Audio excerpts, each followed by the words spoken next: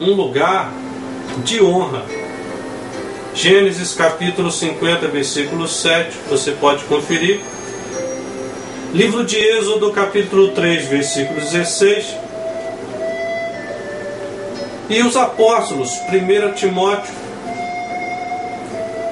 nós vamos observar isso. Mas em 1 Samuel capítulo 15 e versículo 30, nós vemos aqui os anciãos, eles tendo a sua honra, o seu destaque na sociedade de Israel. E o que nós descobrimos hoje é que a história da igreja, ela tem um grande auxílio na pessoa do ancião. Nós não podemos jamais desprezar. Tito capítulo 2, versículos de 1 a 5, nos fala sobre isso, que nós devemos honrar os anciãos, não ser ásperos com eles, mas admoestá-los com uma paz. Porque eles têm, se você parar para conversar com um ancião, tenha paciência uma hora e pare para conversar com um ancião. Observe algumas coisas que ele vai te falar do passado, que ele só vai te falar receitas que funcionaram. Eles tiveram problemas e algumas coisas não deram certo, mas as coisas que deram certo eles guardaram. Então eles vão te dar experiência de receitas que funcionaram no passado. Então os anciãos, eles têm um depósito de sabedoria para transmitir para nós, para os nossos jovens hoje, que nós não imaginamos. Mas o que nós descobrimos é que a nossa sociedade está cheia de asilos. Os anciãos, eles estão abandonados, eles estão sendo descartados. Até nas nossas igrejas, nós não vemos nenhuma atividade voltada para o ancião. Nós não vemos eles terem o seu espaço, respeito ao seu modo de ser, ao seu estilo, à sua estrutura física, emocional. E o que Paulo diz aqui é que não devemos repreender asperamente o ancião, Tito capítulo 2. E no nosso lar, que lugar os avós estão ocupando nas famílias cristãs? Será que ele está descartado? Está jogado para um canto? Está ultrapassado? Não, vamos oferecer carinho aos nossos anciãos. Vamos dar carinho aos nossos anciãos. Você que tem avô, você que tem avó, chegue de manhã cedo, dê um beijo, dê um abraço, dê um carinho, ofereça-lhe um conforto, um calor humano, porque geralmente eles ficam esquecidos. É isso que está acontecendo.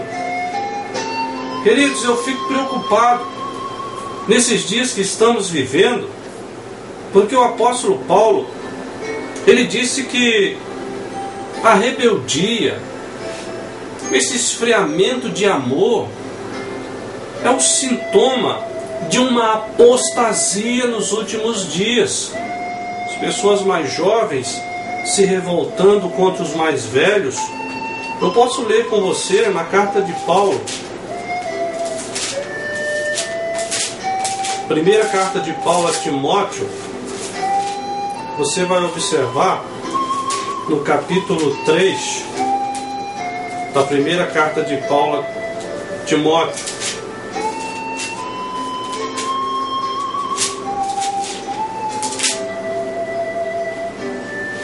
Perdão, segunda carta de Paulo a Timóteo, capítulo 3. Sabe, porém, isto, que nos últimos dias sobrevirão tempos trabalhosos, porque haverá homens amantes de si mesmos, avarentos, presunçosos, soberbos, blasfemos, desobedientes a pais e mães, ingratos e profanos. Isso é sintoma de apostasia. E apostasia não acontece no mundo, não. Apostasia acontece na igreja. Apostasia é mudar de atitude, mudar de caráter, deixar os princípios bíblicos. Isso acontece na igreja. Paulo está advertindo que como sinal do fim dos tempos, isso aconteceria. Será que está acontecendo por aí? Será que Jesus já está voltando e muita gente está dormindo?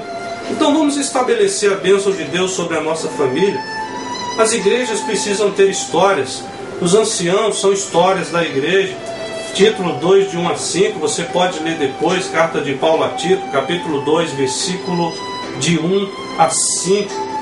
O termo presbítero era ancião, com exceção alguns jovens eram consagrados ao presbitério, como Timóteo, Tito, por exemplo. Mas o termo presbítero é ancião. Os anciãos, eles tinham o seu lugar de honra na igreja primitiva.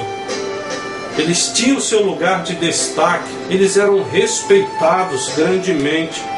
E nós devemos ficar com essa lição para a nossa vida. Nós falamos aqui sobre a família. Deus sobre todos, o homem como cabeça, a mulher no interior do lar, os filhos criados à luz da palavra de Deus, os anciãos sendo honrados conforme nos manda a palavra de Deus. Mas nós vivemos tempos trabalhosos. Se você parar para observar, João, que recebeu a revelação do Apocalipse, ele era um ancião, velhinho, seus 80, 90 anos de idade, aproximando aos 100 anos. E Deus lhe deu a grande revelação. E quem ele viu lá no céu? Ele ouviu um barulho de louvor, de adoração. E ele olhou. E quem estava dizendo: Santo, Santo, Santo é o Senhor Deus Todo-Poderoso? 24 anciãos. Então os anciãos, ele têm a sua honra no céu também. Eles estavam diante do trono, louvando e adorando a Deus, representando ali Israel e a igreja, na presença do trono de Deus, ou diante do trono, na presença de Deus, melhor dizendo. Porém, nós vivemos tempos difíceis e a cultura secular não nos oferece muito apoio aos padrões bíblicos, à família, à moralidade. A cultura secular não oferece muito apoio, não. Tiago capítulo 4, versículo 4, diz que a amizade do mundo é inimizade contra Deus. Então nós devemos amar a Deus, não amar ao mundo.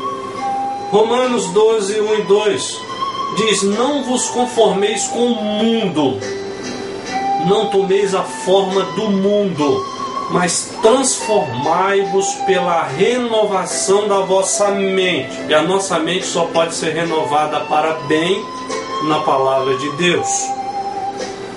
Nós descobrimos aqui que a emancipação da mulher, quebrando princípios bíblicos, traz também problemas para a família, porque inflige-se a Bíblia, afasta-se de Deus, e afastando-se de Deus, deixa livre acesso ao diabo nas famílias. E algo muito interessante é que a Bíblia nos mostra que família é constituída pela união de um homem com uma mulher. A união conjugal de um homem com uma mulher no Senhor. E daí vem o casamento, geram-se filhos e forma-se uma família. Os casais que não têm filhos já são uma família. Não é necessariamente que tenha filhos para que seja chamado de família. Porém, vamos enfatizar isso: a união de um homem com uma mulher é que forma uma família. Não interessa o que a sociedade diz, não interessa o que os legisladores pensam, não interessa o que alguns grupos formados falem sobre o conceito de família, união conjugal de duas pessoas e formação de famílias. Podem fazer o que quiser, pode se revoltar, pode se rebelar, pode agredir, processar, fazer o que quiser. A norma está aqui. Deus tem aprendido